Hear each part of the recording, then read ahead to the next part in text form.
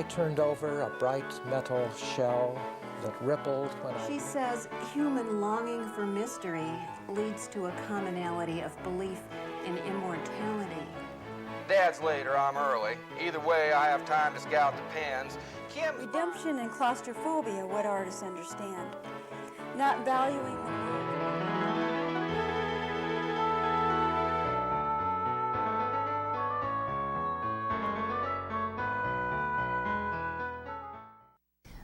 My name's Judy Slater. I've lived in Nebraska for 14 years, and I came here by way of Oregon and then San Francisco and then Massachusetts and finally Nebraska.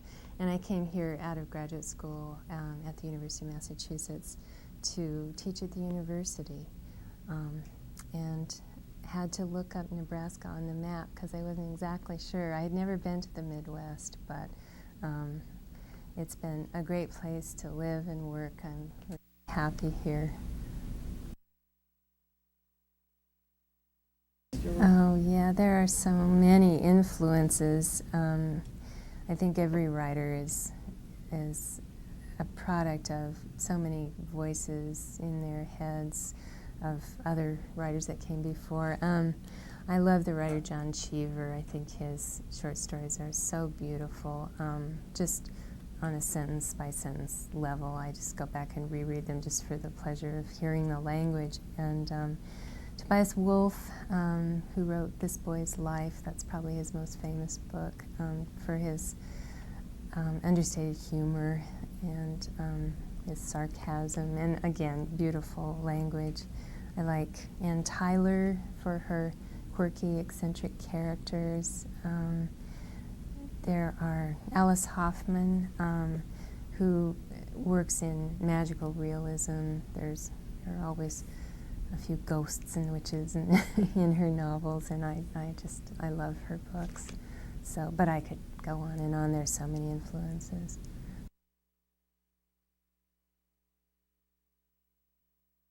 I love magical realism. I think you have to be kind of careful with it, or it will just seem gimmicky. But I love elements of magic in a story. The stories in this book run the gamut from very traditional, realistic, solid stories to pretty surreal stories. And I've been exploring dreams more. Some of these stories came from dreams. And like I said, you have to be careful with it, because if you just tell somebody your dream, big deal. And no one's dreams are interesting to anyone but themselves. But if you can incorporate those kinds of surreal images in a story, I think it can really add flavor. So. And yeah, I think there is more and more of a market for magical realism. Certainly the novels of Alice Hoffman are wildly popular, and so.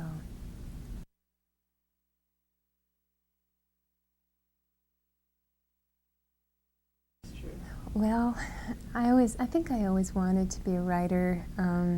I read like crazy when I was a child, and I was an only child, so I lived in the world of my imagination a lot.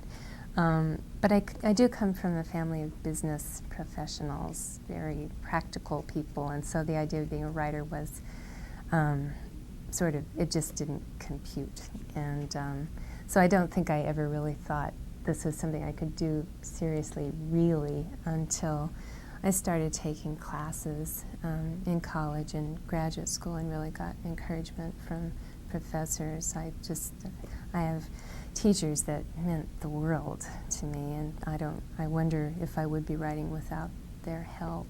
So.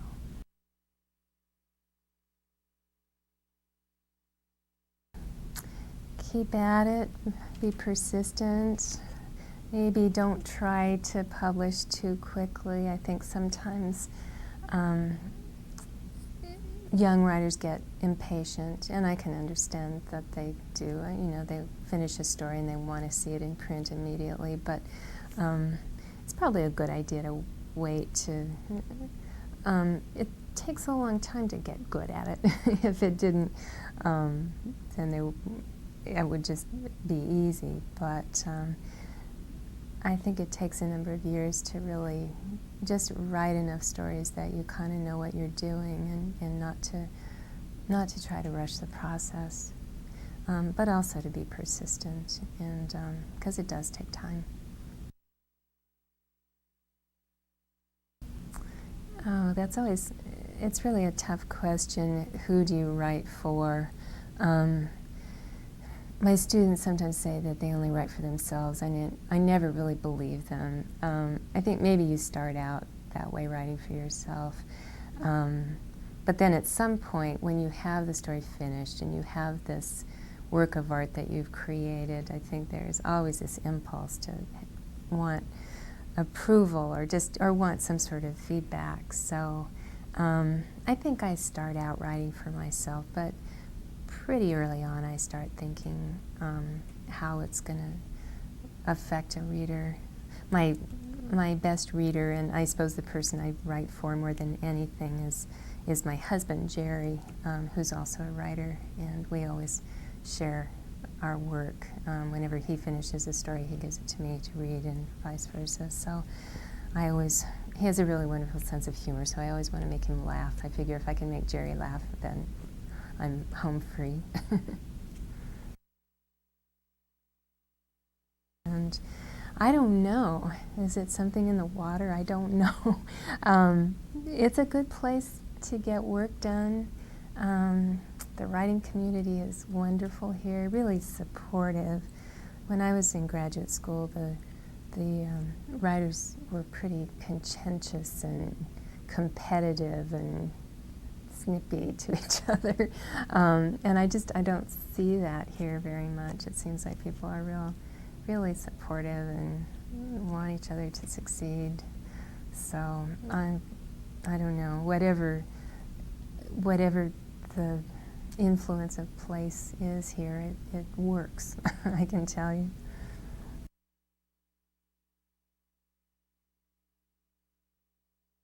You know, as a writer, success is so relative and so frustrating. I guess if you start thinking in terms of that, how much is enough? Would it be enough to make Oprah's list? And I don't know. I guess my goals are pretty modest. I love the process of writing so much that is more important to me than anything else, and I'm delighted to have a job, a teaching job at UNL that pays me to be a writer and takes that seriously. So I just want to keep writing stories and maybe a novel. I'd love to get another book or two published, but I just feel really lucky to be able to call myself a writer and really be one. Good evening. My name is Christine Pappas, and I'd like you to be welcome here in the Heritage Room of Nebraska Authors.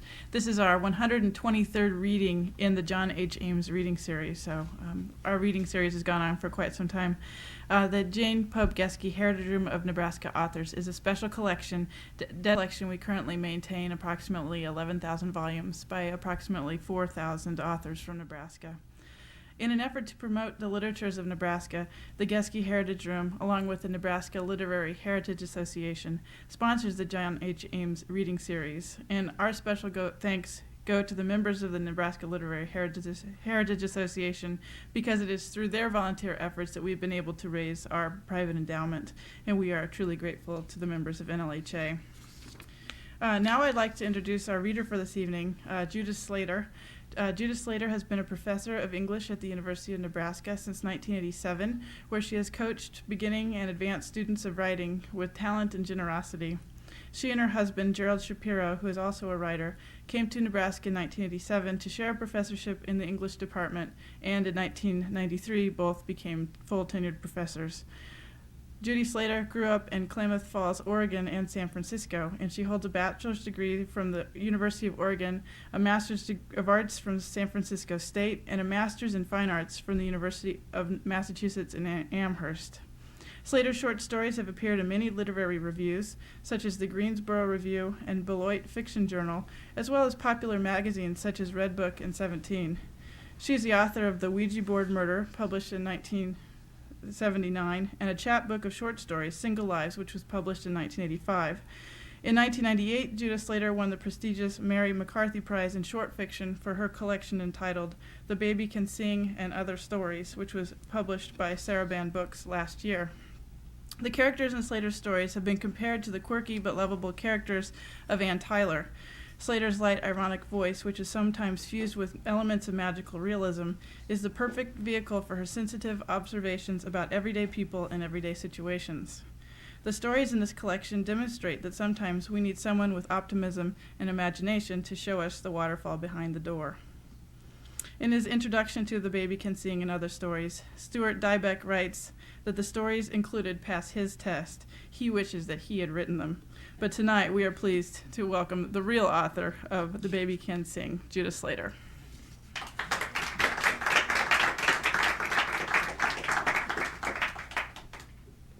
Thank you, Christine. That was a lovely introduction. I'm so happy to be here. Thank you all for coming. I'm going to read the last story in the collection called Water Witch. And I think I probably need to set it up just a little bit because there's alternating points of view and pretty large cast of characters, a big dysfunctional family. But what you need to know is the main character is Ellen, who's 14, and her divorced parents, Pat and Jim, who, now that I think about it, are not exactly divorced. They're just sort of divorced. Anyway, those are the three main characters, and there is also a lovesick 19-year-old named Mike who will show up presently. Water Witch. Her older sisters are named Memory, Melody, Nola, and Twyla. Ellen doesn't know where her mother came up with these names, but whatever the imaginative source, it had dried up by the time Ellen came along. Ellen's mother married Jim Reese straight out of high school and 6 months pregnant with Memory. Melody arrived a year and a half later, but then Ellen's mother decided she was tired of Jim Reese, and Nola and Twyla had a different father apiece. Ellen's mother never did bother with divorcing Jim, so when she decided it was time to have one last child, Jim Reese was who she went to. Jim Reese doesn't have joint custody or anything formal like that. Ellen's mother still hasn't gotten around to divorcing him. But he lives in town, and if Ellen takes the roundabout way to and from school, she can pass right by the garage where he works. Sometimes she stops to talk, but usually he is busy or she is shy, and she just waves and goes on. Jim Reese is the best auto mechanic in town. He can fix a car with a word or a touch. The way gypsies whisper horses, Jim Reese can make a car do anything he wants. Jim Reese smiles a tentative smile whenever he sees Ellen walk by. The other sisters look and dress and even walk so much alike he can't tell them apart until they get close, and they don't usually get close. Memory, Melody, Twyla, and Nola walk on the other side of the street when they pass the garage. Sometimes Jim Reese sees boys drive by in cars, slowing down to talk to them or whistle at them. Boys in cars never slow down to look at Ellen, and Jim Reese can't understand this, though he is relieved by it. She is the prettiest one of all, he thinks, with her straight-as-a-stick blonde hair and her round, pale face. Ellen, his youngest, his baby. Ellen's mother's name is Pat. Her current boyfriend is a man named Pete, who sells carpeting and linoleum at Sears. Ellen's sisters think the sound of this is hysterical, Pete and Pat. Pat thinks so, too. She's going to ditch Pete, she tells Melody. She's going to dump him pretty soon. He drinks Rolling Rock beer. In a bar, he'll order me up a Rolling Rock without even asking for my preference. Plus, when we go out for coffee, he slurps his in 2 gulps. No class. What a bore Pete is, says Memory. You should get rid of him.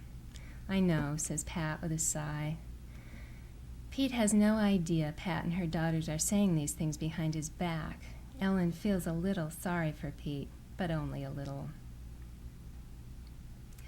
Ellen is 14 years old, and her hobby is tending her garden. She's out in it now at midday, a little apart from her sisters who are all sunbathing on the patio.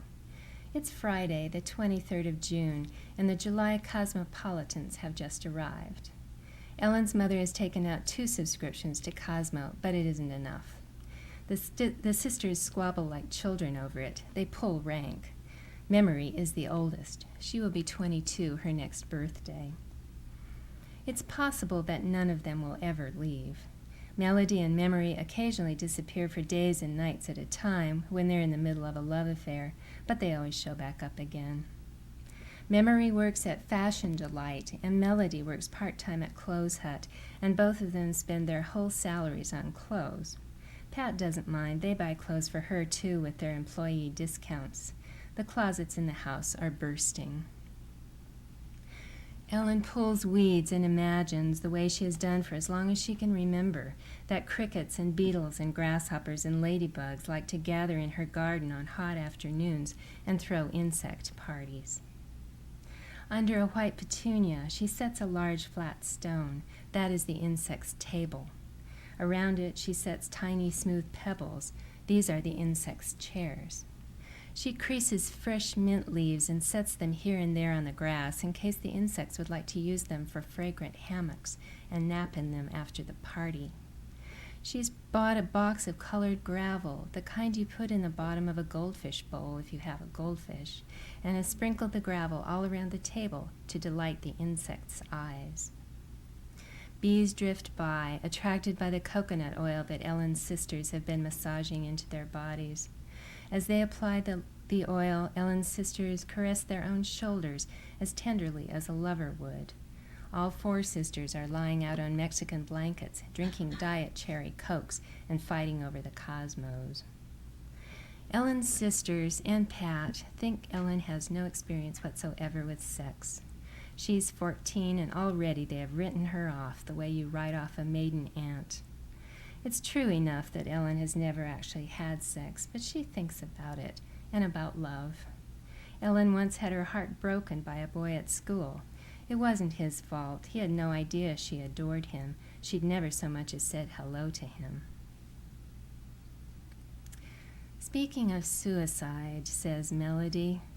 Her voice gets hushed. This is rare. Melody usually talks so loud that at parties people tend to turn around and stare at her. Ellen has lost the thread of the conversation, but the word suicide makes her skin tingle, and she turns her ears toward Melody like an alert deer. The other sisters wait expectantly. Melody begins. I was riding out in the country with Chuck last night. Oh, says Memory, and what were you doing out in the country? Wouldn't you like to know, says Melody, her voice a purr.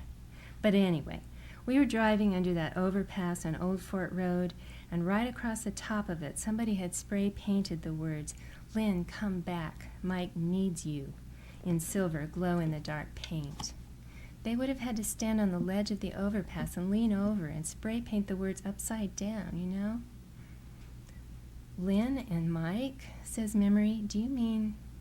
Sure, says Melody. Remember, Lynn was just telling us the other day that she'd broken up with Mike to go with Kenny Parks. So then, and here Melody's voice gets all soft and purring again, afterwards, Chuck and I were driving back into town, and when we got to the same overpass, there on the other side of it was another silver spray-painted sign that said, Lynn, I love you, Mike. So I called Mike and asked him about it, and he said, yeah, he and Jack and Ed got skunk drunk one night and went out and spray-painted the signs. He said if they don't work, he doesn't know what he's going to do. He said he feels like killing himself. So what did you do? Did you call Lynn? Asks Nola. Well, sure. And you know what? She hadn't even seen the signs. Pretty soon somebody will paint over them, the city or somebody. They might already have painted over them. She might never have known. So what's she going to do? She doesn't know. She has to think about it. She really likes Kenny. But I told her, Mike says he feels like killing himself. Do you want that on your conscience? So she's going to think about it. Mike's cute, says Twyla. Often, when Ellen is close to the ground like this, tending her flowers, digging in the earth, she hears water rushing as from an underground spring. She has a memory of herself as a child of 5 or 6, camping with Pat and Jim Reese, while her older sisters went to their own summer camp. Ellen remembers this particular vacation very well. They drove for a long way until they came to a place by a stream. They rented their own log cabin, where they built fires in the fireplace at night, and Pat cooked trout that Jim Reese caught. The trout stream was so icy Ellen could hardly stand to wade in it. It brought tears to her eyes and took the feeling right out of her feet. Union Creek, that was the name of this place out of Ellen's memory. Besides the creek, there was a pond with water lilies on it as big as dinner plates, and when they went walking in the woods, Ellen was almost afraid, because the forest was so dense and silent it seemed to close in around her like a cave. But in places, sunlight broke through, and even in the densest, darkest part of the forest, there were bright wildflowers. When Ellen first brought it up at the age of 9 or 10, Pat said suspiciously, "I don't remember any such vacation. I think you're making it up. Why would I have gone on a trip with Jim Reese, that boring man? We weren't even living together then." But Ellen rattled off detail upon detail, and Pat was finally forced to say, "I guess it must have happened then." She was amazed that Ellen, so tiny at the time, could remember such details. Pat doesn't like to think about the past at all. It evaporates behind her like mist on a hot morning. So Ellen doesn't mention the trip again, but she thinks of that rushing creek water. The sound of it seems to be in her blood, something she is always hearing. The dirt in this town is hard and dry and chalky. Ellen never realized it was problem dirt until one Sunday morning when she read an article in the gardening section of the local paper about the poverty of the soil, interviews with garden experts, tips on adding peat moss and bone meal. Ellen has never done any of these things, but everything grows for Ellen. She has a special touch. Maybe, she thinks, her garden is nourished by the underground stream she hears in her head. It's 4:30. Ellen loves the late afternoon sun and the lengthening shadows, and she stays outside in her garden. She nudges her favorite ladybug onto the end of her finger. She carries the ladybug over to one of her mint leaf hammocks. To Ellen's delight, it stays on the hammock as though pleased to be there. Ellen rocks the ladybug back and forth so gently the leaf barely moves. She wonders if the ladybug appreciates the bits of colored gravel glinting like diamonds in the sun. The good tanning hours are over. The shadows are long on the grass. The ice in the Diet Cherry Cokes has melted. It's a Friday, and so, of course, all the sisters have upcoming dates. They go inside to bathe and dress and compare tans and change their nail polish. Then it will be time for Pat to come home from work, and Pat will go through the same ritual, except that, instead of tight jeans, she will put on stockings as delicate as mist and a short, bright, flirty skirt, and she will sit in the living room with a scotch and water, her legs crossed, and the 4 sisters, perfumed and tanned, will gather around her while they all wait for their dates to arrive, and they will talk about love and suicide and when the timing might be right to ditch Pete. Jim Reese is finishing up his day at the garage. He explains to a lady in a blue dress why the engine of her Cutlass has been knocking. He doesn't really know why he takes the extra 5 or 10 minutes to talk to customers like this. They have no interest in his work. Still, he wants her to know how carefully and diligently he has traced the source of the problem. This morning, almost in tears when she brought in the car, the woman had told him how frightened she'd been when it died suddenly in the middle of an intersection. So now, yes, she is grateful, but she isn't interested in details. She wants to believe only that it is fixed, once and for all, like magic. 5 o'clock on a Friday evening, and the town is gearing up. Teenage boys rev their engines, driving up and down Main Street, combing their hair in the rearview mirror. They have spent hours grooming their cars like horses, washing, currying, polishing, finally running their palms over shiny metal coats. Now, his workday over, Jim Reese stands half in sun, half in the lengthening shadow of the garage awning. Friday evenings are always hard for Jim Reese. He can, and usually does, clean up and then go down to the Rail Tavern to drink and shoot pool and talk to women and maybe even take one home, waking the next morning with the smell of her hairspray on his pillow. He usually enjoys the Rail Tavern once he gets there, but he never looks forward to it very much. The truth is, Jim Reese likes his work so much that when Friday evening comes around, he doesn't want to go home. He fears losing his touch. He needs to feel the cold car parts, slick with grease, every day. The early evening light has a metallic cast to it, the sun glowing like a bright copper penny, but the sky straight overhead is as blue as can be. Looking at the gathering procession of cars on Main Street, Jim Reese remembers the time when he was 18 years old, driving down the same Main Street in a beat-up, used-to-be silver Chevy Impala. Mouth dry, butterflies in his stomach, he was gearing up for a date with Pat Malloy. Pat Malloy, who never, even at the innocent age of 17, was remotely starry-eyed over him. When Jim Reese said the words, "I love you," to Pat, he said them from the depths of his naive 18-year-old soul. Pat assumed he said the words in order to get her into bed, and that was fine with her. Jim Reese had always supposed that getting a girl pregnant would be the worst thing in the world to do. He'd seen buddies of his break out in tears and cold sweats after losing this game of sexual Russian roulette. He'd always supposed that was the way he'd feel, too. But what happened instead, on the evening when Pat told him she was pregnant, was that he felt happier than he'd ever felt in his life. And when she said calmly that she wanted to get married, he hugged her close and hard. She let him, the way an impatient cat allows itself to be held, briefly, and then struggled out of his arms. She looked annoyed more than anything else. "What the hell," said Pat. "We knew we were taking a chance, right?" The very next morning, Jim Reese had walked into Miller's garage and asked the manager for a job working on cars. That was 22 years ago, and that manager has long since retired, and Jim Reese is still working at Miller's garage. He is the one that people ask for, the one who can whisper cars the way gypsies whisper horses. He knew from the beginning that Pat didn't love him, and he tried not to mind too much. He knew it wasn't anything personal. He knew if she'd married someone else, anyone else, it would have been the same. So he tried not to tear himself up over it, and when, after 2 years of living with him, Pat told him she wanted out, Jim Reese wasn't surprised. He moved out of the ramshackle house they'd bought, the house Pat still lives in, and into a tiny one-bedroom apartment over the laundromat on Main Street, where he's been ever since. He doesn't mind his little one-bedroom apartment. The heat from the washers and dryers rises and keeps him warm on cold nights. His heating bill is practically nothing. The only odd part of this arrangement is that he lives just a block away from the garage, and so he rarely has occasion to drive. His own car, another Impala, he has never been able to bring himself to buy anything else, sits unused, gathering dust, in a back corner of Miller's garage. Almost the only driving Jim Reese does is when he test drives his customers' cars to diagnose their problems.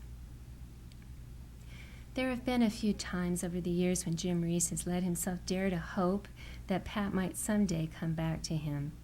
There was the time when Ellen was conceived, and the handful of times since then when he's been in the Rail Tavern and Pat's come over and tapped him on the shoulder and asked him to dance a slow dance with her.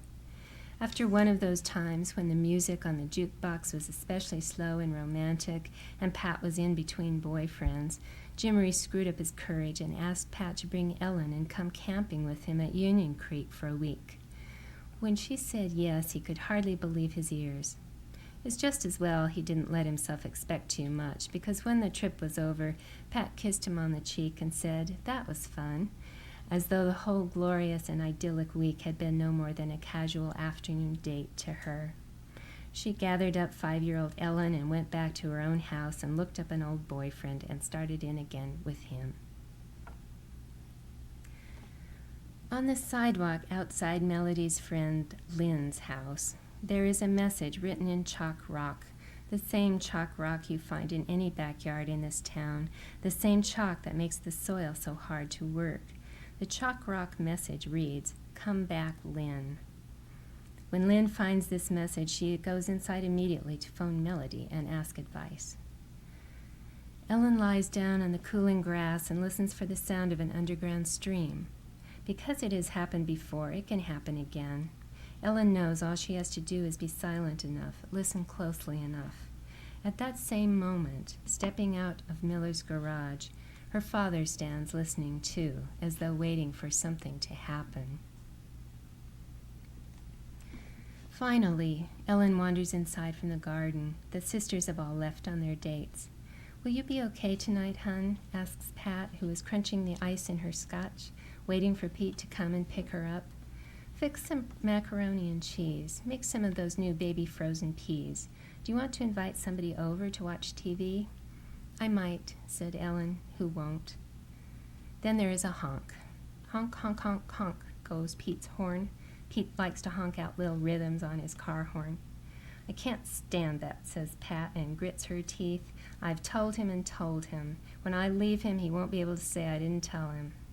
She gives Ellen a little wave and is gone. Ellen thinks her mother is beautiful. Pat has the kind of body you see on ads for Special K. Ellen is not really fat, though she is fat by Melody and Memory standards. Melody and Memory are always worriedly pinching the skin on their stomachs, checking to make sure they haven't gained. They live mainly on Diet Coke. Ellen goes back out to her garden after Pat and Pete drive away. She wishes for a pretty rose-colored sunset, but the copper penny sky has no pink in it. They say a forked willow branch will lead you to water. They also say you don't even need the stick, that you can master the art of dowsing, water witching, by sense alone. Ellen read an article once about a modern-day woman who made her living doing it. Ellen likes the idea of this, leading farmers and builders to the right place to dig wells. She likes the idea of making a living by listening for underground streams in her mind. The twilight air is dry as dust. Ellen thinks about water, why it is that there's dew on the grass in the early morning, even when it didn't rain the night before. Where does the water come from? How does it gather itself up in the night to form those droplets of dew? Early morning is her insect's favorite time. She imagines that her ladybug drinks dew from ivy leaves, the way a cat laps milk from a saucer, delicately. The party is over. The ladybug is the last guest of the afternoon, and it lifts itself off from the mint hammock and flies away home. After a moment's hesitation, Ellen gets up and follows in the direction where it went. Jim Reese doesn't want to go to the Rail Tavern tonight. There's always the chance he'll see Pat there with a date, and the pain of seeing her is like a stomach cramp, sharp and debilitating. He stands in front of the garage, reluctant to go inside and wash the car grease from his hands. After a while, in the distance, he sees Ellen approaching, her long hair pale as dandelion puff. She looks both ways twice, then crosses the street to him. "Hi," she says. She never calls him by name. It seems disrespectful to call her father by his first name. Neither can she bring herself to call him Dad, because that implies an intimacy they've never had. Sometimes, in a whisper to herself, she says the words, "My father." "Hi, Ellen," says Jim Reese. "I saw your sister earlier. Nola, I think it was. Drove by in a car with a boy."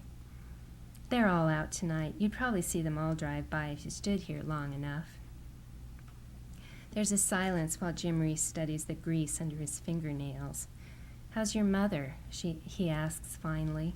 He always asks this question, and it always seems to Ellen that it is painful for him to get the words out. Will she be driving by too? Probably. "I see her sometimes, driving by in a red Dodge Dart. That her boyfriend's car?" "Pete," says Ellen, and Jim Reese smiles sadly. "You want a Coke?" he asks her after a moment. Miller's garage has an ancient Coke machine which has been kicked and dented in so many places it has a mottled texture all over. It's a temperamental machine, and Ellen has lost many quarters to it over the years, but Jim Reese never has. He knows just the right way to feed the quarters into the slot. He does it now, first rubbing the coins between his thumb and index finger for luck. "A Coke is what you like, right? A just plain Coke. Not cherry or diet or anything, right?" He presents it to her as a gift, smiling his shy smile. He gets another for himself. They stand in the shade of the slanting garage roof. They watch the cars go by, cruising down Main Street. Does your mother like this new guy with the dart, this Pete? Not very much. He's on his way out, I think. Something's wrong with that dart of his, Jim Reese says. He revs it too hard at intersections. I've seen him do it. If he revs it like that in the mornings to start it up, he's going to ruin that car. Ellen nods. You might mention that to him, says Jim. In the Rail Tavern, Pete and Pat are feeding quarters into the jukebox. Pat is feeling itchy. Pete goes to the bar and brings back 2 Rolling Rocks, and she glares at him. She spurns the Rolling Rock. She sidles up to the bar herself. She asks the bartender for a Scotch, double. With crushed ice, she tells him, and she lingers on the sh of crushed. Next to her, sitting at the bar, is Frank Flanagan, who dresses nettily and has worked as a clerk at the jewelry store for as long as Pat can remember. She and Jim Reese bought her wedding ring from him. Pat nods and smiles the way she always does when she sees Frank at the rail, but not quite the way she always does. Frank Flanagan sits up straighter, and when she reaches for her double Scotch, he says, "You sure got pretty hands. You could model rings, your hands are that pretty." In the doorway of Miller's garage, looking out onto the street, it feels to Ellen as if they are in a cave.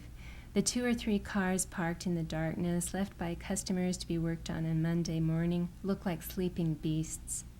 There is Jim Reese's own car, too, in a dusty corner. He walks back to it, takes out a handkerchief, dusts off the hood.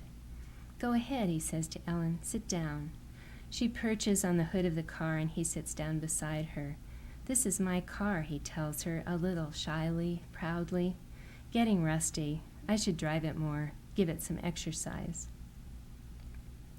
She scrutinizes Jim Reese's old Impala. It looks old. It could be 9 years old. It could be the very same car they took to Union Creek. She watches the dark, sleeping car. Suddenly, she has never wanted anything so much in her life. "Would you teach me to drive?" Ellen asks Jim Reese. "Well, sure," says Jim Reese slowly. "I'd be pleased to. But you're not old enough. We should wait till you're old enough." "Nobody'd have to know I'm not old enough, would they? Nobody'd have to know anything about it." He shakes his head. "I don't know." There's a silence, and then she asks, "How old were you when you learned to drive?" She feels him ponder this. She can barely breathe for excitement. He remembers driving his father's truck in a snowstorm when he was 12 years old. He remembers driving a tractor when he was even younger. After a long silence, he shrugs. "I guess I've been driving since I was born," he says. Ellen claps her hands silently, the way she always does when she feels something wonderful is about to happen. She feels the way she felt when she was 5 years old, setting out with Jim Reese and Pat in the car on that camping trip to Union Creek, setting off on a journey to a new and secret place. Jim Reese drives them out onto one of the country roads west of town. When they get out far enough, Jim stops the car, and then he explains to her how to begin, how to work the stick shift, how to steer. He demonstrates reverse, first gear, second gear, third gear, back to second, back to first, as if he's moving in slow motion. She studies every move he makes. "Now you try it," he says. "Try it real slow, real gentle." Ellen slides behind the wheel. She tries out the feeling of her foot on the brake, presses down, lets up. She tries out the feel of the clutch. Then she sits for several minutes with the engine idling, putting all the movements together in her mind, like memorizing a dance. She finally shifts into first, and they are off down the highway. When she shifts from first to second and then from second to third, she does it as easily and naturally as if she'd always known how. Jim Reese does not realize how unusual this is. He takes it for granted. He assumes everyone learns to drive this easily. He's never taught anyone to drive a stick shift. He doesn't even think of it as a skill to be learned. Ellen shifts into fourth gear. They skim along like some large, low-flying bird. The road is easy with gentle curves and hills. "This is nice," says Jim Reese, and settles back. "Isn't this nice?" He isn't sleepy, only hypnotized by the lull of the road, and relaxed. Then there is a change. The minutes go by and they travel into that shadowy transitional time between dusk and darkness. Ellen leans forward and strains to readjust her vision. Only seconds ago she didn't need headlights. Now, all of a sudden, she does, but she doesn't know how to turn them on. "Look," she says to Jim Reese, "there's somebody in the middle of the road." She announces this calmly until they get closer, and it dawns on her that she doesn't know how to stop the car. She's forgotten that particular part of the lesson. At 60 miles an hour, Ellen forgets what all the pedals mean. She slams her foot on the accelerator by mistake, and the car surges forward. Just in time, she hits the brake, forgetting about the clutch entirely. The car screeches almost to a stop, lurches maniacally, and finally comes to a complete halt, not 6 inches from the figure in the now dark road, who stands still, its arms raised as though in surrender. They all stay frozen like that. The scene is like a jigsaw puzzle that's been hurled into the air, and now they must wait for the pieces to come settling back to earth and put themselves together. Ellen looks down at her hands clutched on the steering wheel. They're cold with sweat and slippery. Jim Reese's arms are out in front of him, hands braced against the dashboard. Slowly, unsteadily, the figure in the road walks to Ellen's side of the car. Ellen opens her window. She is sure the man, for it is a man, she realizes, will want to kill her for what she has done. "I'm sorry," she tells him. Her voice won't rise above a whisper. The wind has been knocked out of her. "I didn't see you till the end. I didn't know how to stop the car. This was my first driving lesson." "Jesus," says the man. He's younger than she'd thought, 19 or 20, and his face is pale beneath the beginning stubble of a beard.